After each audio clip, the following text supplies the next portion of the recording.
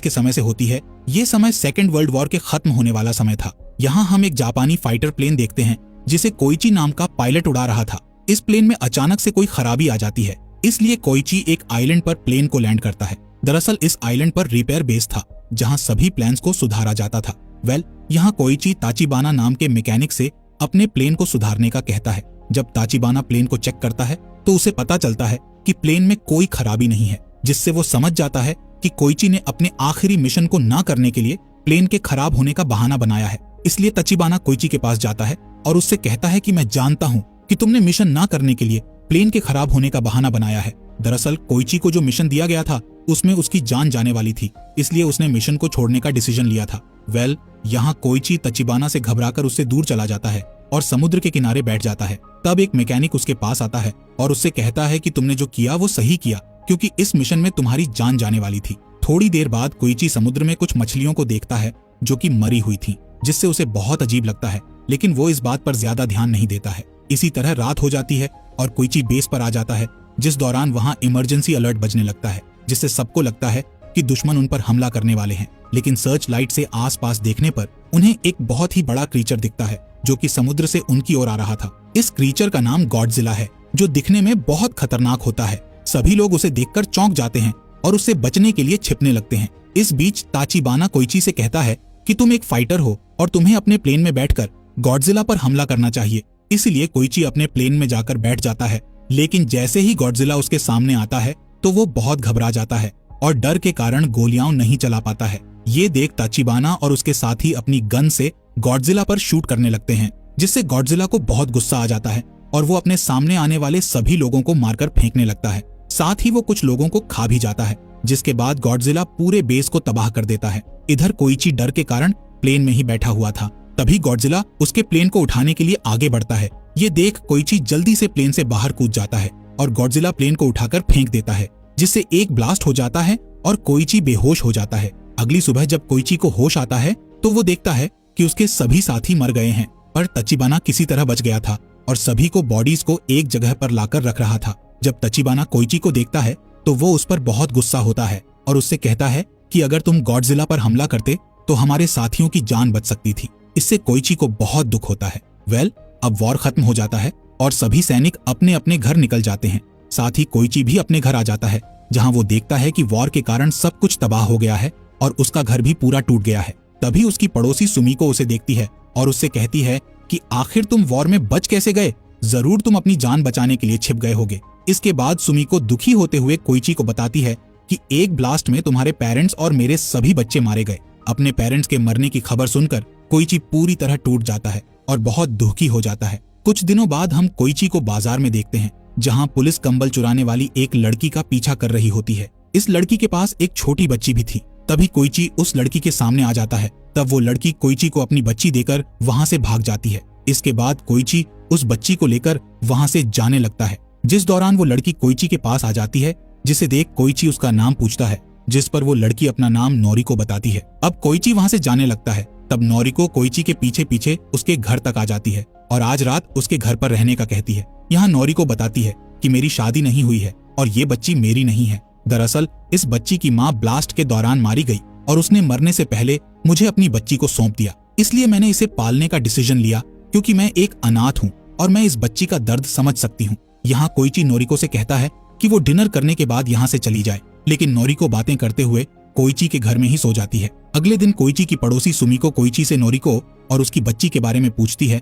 तब कोइची उसे सारी बात बताता है, जिससे सुमिको को उस बच्ची के ऊपर दया आ जाती है। इसलिए वो उस बच्ची की देखभाल करने के लिए नोरिको की मदद करना शुरू कर देती है। यहाँ तक कि वो कोइची को चावल से भरा हुआ एक बैग देती है ताकि वो उस बच्ची को ठीक से खाना खिला सके। इसी तरह 1 साल गुजर जाता है।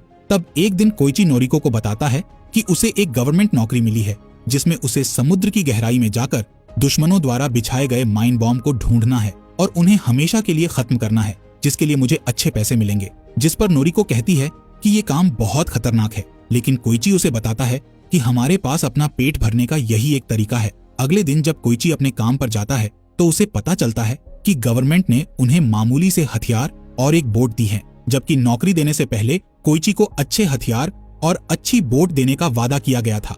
यहाँ कोइची की मुलाकात डॉक्टर केंजी से होती है, जो कि नावी साइंटिस्ट रह चुके हैं और अभी इस मिशन को लीड कर रहे होते हैं। इसके अलावा यहाँ कैप्टन सेजी और शीरो भी थे, जो कि कोइची की तरह वॉर में जिंदा बच गए थे। इसके बाद सभी बोट लेकर समुद्र के बीच आ जाते हैं, जहाँ सेजी कोइची को काम के बारे में सारी बातें समझाता है। इस बीच उन्हें एक माइन बॉम्ब दिखाई देता है, इसीलिए सेजी उस पर शूट करने लगता है, लेकिन उससे ठीक से निशाना नहीं लग पाता है। तब कोइची उससे गन लेता है और निशाना लगाकर उस माइन बॉम्ब पर शूट करके उसे ब्लास्ट कर देता है, जिससे सभी खुश हो जाते हैं। इसके बाद हम रात में कोइची को उसके घर में सोता हुआ देखते हैं, जिस दौरान उसे एक सपना आता है जिसमें उसे घर के बाहर किसी के चीखने की आवाज सुनाई देती है। जब वो बाहर आता है तो देखता है कि गॉडजिला सभी मैकेनिक्स को मार रहा है। इस सपने को देखकर कोइची की नींद खुल जाती है और उसे लगने लगता है कि गॉडजिला ने उस दिन उसे भी मार डाला था और अब तक जो हुआ वो एक सपना था। इसलिए वो घबराकर नोरिको के पास आने लगता है, जिससे नोरिको डर जाती है और उसे धक्का देकर दूर कर देती है। जिसके बाद कोइची नोरिको को बताता है कि उसने वॉर में अपने पेरेंट्स और कई साथियों को खोया है, इसलिए उसे ऐसे सपने आते रहते हैं, जिस पर नोरिको उसे दिलासा देते हुए संभालती है। इसी दौरान अमेरिका अपने न्यूक्लियर बॉम्ब का टेस्ट करने के लिए समुद्र में न्यूक्लियर ब्लास्ट कर देती है। इसी समय गॉडजिला भी वहां मौजूद होता है, इसलिए उस पर न्यूक्लियर का इफेक्ट हो जाता है, जिससे वो और भी ज्यादा पावरफुल हो जाता है। कुछ समय बाद हम कोइची को देखते हैं, जो अपनी नौकरी से अच्छे पैसे कमा चुका होता है, जिससे वो एक बाइक भी खरीदता है और अपने घर को ठीक करवा लेता है। एक रात कोइची के घर पर केंजी, सेजी और शिरो डिनर करने के लिए आते हैं। यहाँ सभी को लग रहा था कि नोरिको कोइची की वाइफ है। तब नोरिको उन्हें बताती है कि वो कोइची की वाइफ नहीं है और ये बच्ची भी हमारी नहीं है। तभी वो बच्ची कोइची को पिता कहकर बुलाती है। तब कोइची के साथी उससे कहते हैं कि उसे नोरिको के साथ शादी कर लेना चाहिए और अपना परिवार बसा लेना चाहिए, पर कोइची मना कर देता है। एक दिन नोरिको को भी जॉब मिल जाती है। तब वो कोइची को समझाती है कि मैं अपने पैरों पर खड़ा होना चाहती हूँ। साथ ही वो कहती है कि तुम मेरे जाने के बाद अच्छी लड़की से शादी करके खुशी खुशी एक परिवार बसा सकते हो। इसके अलावा वो उस बच्ची के लिए कहती है कि हमारी पड़ोसी सुमी को बच्ची की देखभाल करने के लिए तैयार हैं, इसलिए हम दोनों को उसकी चिंता करने की जरूरत नहीं है। इस बीच सबको पता चलता है कि अमेरिका के न्यूक्लियर टेस्ट के कारण गॉडजिला बहुत पावरफुल हो चुका है और वो जापान की तरफ आ रहा है, जिसे पहुंचने में सिर्फ एक ही हफ्ता लगेगा। अगले दिन कोइची अपने साथियों के साथ काम पर जाता है। तब उन्हें समुद्र में एक बड़ा सा अमेरिकी शिप मिलता है, जो पूरी तरह से तबाह हो गया था।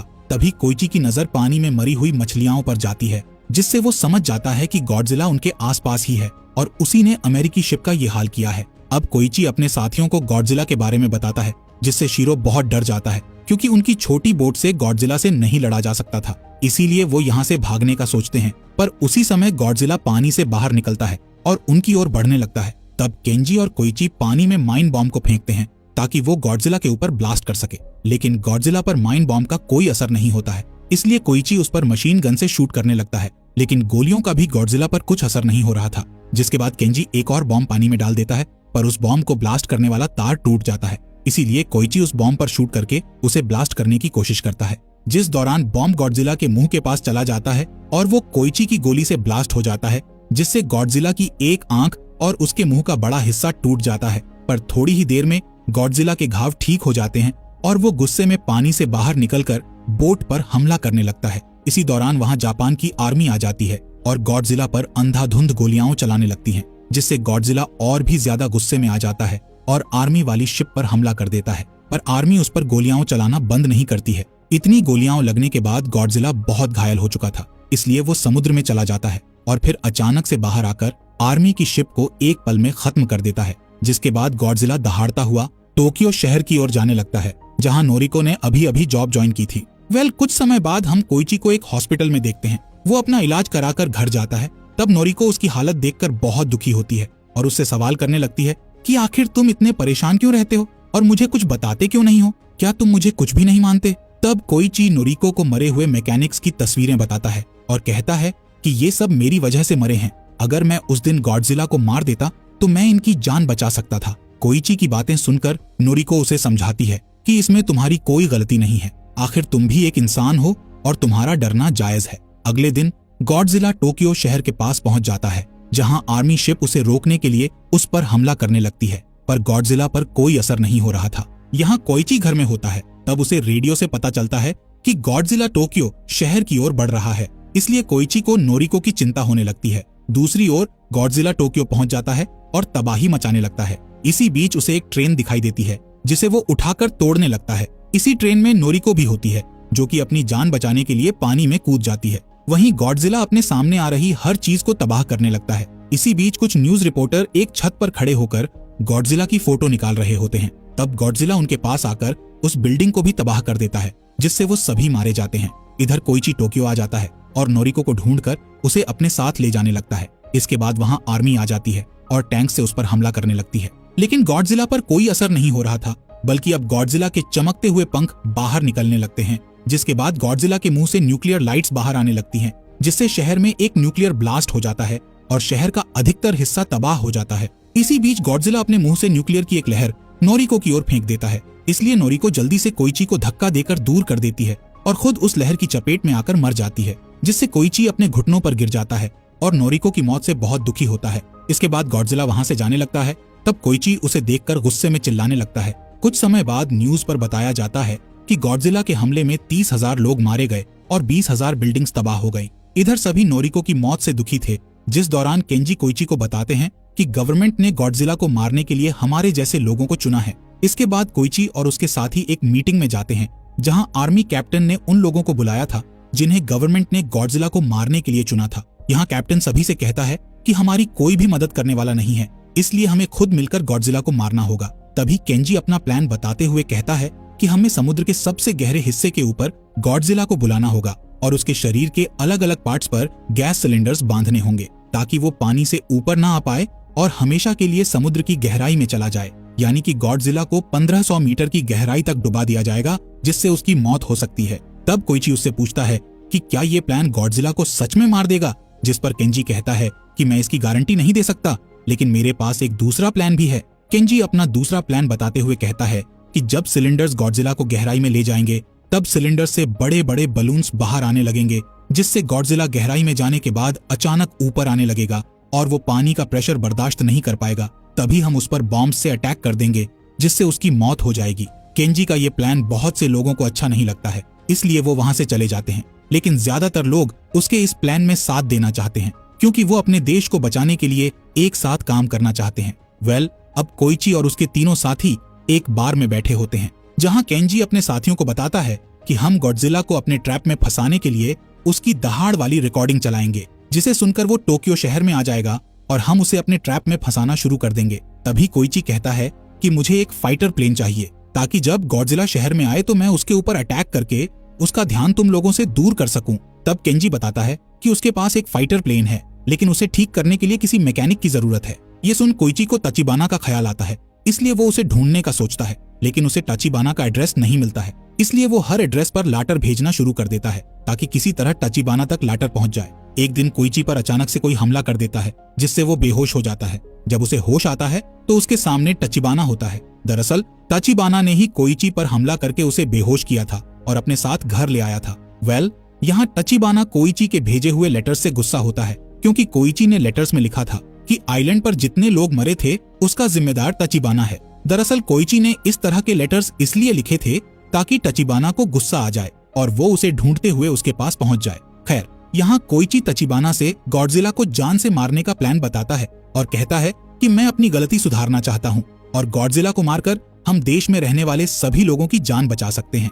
ये सुनकर तचिबाना उसकी हेल्प करने के लिए मान जाता है, जिसके बाद सभी लोग गॉडजिला को मारने वाले मिशन की तैयारी करने लगते हैं। तब केंजी सभी लोगों को अपने परिवार के साथ एक रात बिताने का कहता है, क्योंकि इस मिशन में उनकी जान भी जा सकती है। यहाँ केंजी और सेजी शिरो से मिशन पर न आने का कहते हैं, क्योंकि वो पहले से ही घायल होता है, लेकिन शिरो मिशन पर जाने के लिए जिद करने लगता है। इस बीच ताचिबाना प्लेन को सही करने का काम कर रहा होता है। वहीं कोइची अपने घर पर होता है। तब उसकी बच्ची उसे एक पेंटिंग देती है, जिसमें उसने कोइची और नोरिको को बनाया होता है। पेंटिंग देने के बाद वो बच्ची रोने लगती है और कोइची से कहती है कि उसे नोरिको की याद आ रही है। ये सुन कोइची भी उदास हो जाता है, जिसके बाद वो बच्ची को सुला देता है और उसके पास एक लैटर रखकर घर से निकल जाता है। अगली सुबह जब बच्ची उठती है तो वो लेटर सुमिको को दे देती है। लेटर खोलने पर सुमिको को कुछ पैसे मिलते हैं और उस लेटर में लिखा होता है कि तुम्हें बच्ची का ध्यान रखना है, जिससे सुमिको समझ जाती है कि कोइची ऐसे मिशन पर गया है जहां से जिंदा वापस लौटने के बहुत कम चांस है। इधर तचिबाना कोइची को बताता है कि उसने प्लेन को सही करके उसके कुछ पार्ट्स को बदल दिया है। इसके अलावा उसने प्लेन में सभी हथियार फिट कर दिए हैं। अब तचिबाना कोइची को मोटिवेट करने के लिए उसे याद दिलाता है कि किस तरह गॉडजिला ने उनके मैकेनिक साथियों और नोरिको को मार डाला था। इसीलिए गॉडजिला को मारकर उसे सभी लोगों की मौत का बदला लेना है। अगले दिन सभी मिशन पर आते हैं और गॉडजिला को बुलाने के लिए पानी में एक डिवाइस डाल देते हैं, जिसकी आवाज सुनकर गॉडजिला शहर में आ जाता है और एक शिप को उठाकर फेंक देता है। तब कोइची अपना प्लेन लेकर गॉडजिला के पास आ जाता है। वहीं केंजी सभी लोगों से अपनी प्लान की हुई सारी चीजों के साथ आगे बढ़ने का कहता है। इधर कोइची गॉडजिला का ध्यान भटकाने के लिए उस पर गोलीबारी शुरू कर देता है, जिससे गॉडजिला गुस्से में आकर प्लेन का पीछा करने लगता है और समुद्र के उस हिस्से में आ जाता है जहां उसके लिए केंजी ने ट्रैप बिछाया हुआ था। यहाँ गॉडजिला को 2 शिप्स दिखाई देते हैं, लेकिन उन पर कोई भी इंसान मौजूद नहीं था। गॉडजिला अपनी न्यूक्लियर लाइट से शिप्स पर अटैक करके ब्लास्ट कर देता है, जिससे गॉडजिला को भी चोट आ जाती है। इसी बीच केंजी अपने प्लान के मुताबिक लोगों के साथ मिलकर सिलेंडर्स को पानी में डालने लगता है और केबल की मदद से वो गॉडजिला की बॉडी में सिलेंडर्स बांधने लगते हैं। इस दौरान कोइची लगातार गॉडजिला को गोली मार रहा होता है ताकि उसका ध्यान केंजी की शिप्स पर ना जाए। अब जैसे ही गॉडजिला न्यूक्लियर लाइट से हमला करने वाला होता है कि तभी सिलेंडर्स उसे पानी के अंदर ले जाते हैं, लेकिन इससे उसकी जान नहीं जाती है। इसलिए केंजी उसे वापस ऊपर लाने के लिए बलून्स को फुला देता है, लेकिन गॉडजिला बलून्स को फोड़ देता है। इसलिए केंजी और उसके लोग शिप्स में लगी क्रेन से गॉडजिला को खींचने की कोशिश करते हैं, जिससे उनकी एक क्रेन गिर जाती है। इसी दौरान शीरो कुछ लोगों के साथ वहां आ जाता है और गॉडजिला को खींचने के लिए केंजी की मदद करने लगता है। बड़ी मुश्किल से गॉडजिला दोबारा बाहर आता है और अब वो बहुत घायल दिखाई दे रहा होता है। इसके बाद गॉडजिला अपनी न्यूक्लियर लाइट बाहर निकालने लगता है, जिससे उसका शरीर पूरा नीला दिखाई देने लगता है। ठीक इसी समय कोइची अपना प्लेन सीधे गॉडजिला के मुंह में घुसा देता है, जिससे एक बड़ा सा ब्लास्ट हो जाता है और गॉडजिला मारा जाता है। इधर सभी लोग कोइची के लिए बहुत दुखी होते हैं, क्योंकि ब्लास्ट में उसकी जान भी जा चुकी थी। तभी सभी लोगों की नजर आसमान की ओर जाती है, जहां कोइची एक पैराशूट से नीचे आ रहा होता है। दरअसल ताचिबाना ने कोइची को जिंदा रहने के लिए कहा था और उसने प्लेन की सीट में एक पैराशूट फिट कर दिया था। सभी लोग कोइची को सलामी देते हैं। जब कोइची किनारे पर आता है तो उसके पास सुमिको आती है और उसे एक लेटर देती है, जिसे पढ़कर कोइची जल्दी से हॉस्पिटल की ओर भागता है, जहां हम देखते हैं कि नोरिको अभी जिंदा है। कोइची उसे देखकर बहुत खुश हो जाता है और उसकी गोद में सर रखकर रोने लगता है। इस बीच समुद्र के अंदर हम गॉडजिला के मांस का एक टुकड़ा देखते हैं, जिससे गॉडजिला दोबारा जिंदा हो रहा होता है, यानी कि गॉडजिला पूरी तरह से नहीं मरा था। इसी के साथ ये मूवी यहीं पर एंड हो जाती है। फॉक्स एक्सप्लेनर चैनल को सब्सक्राइब करने के लिए आपका दिल से शुक्रिया।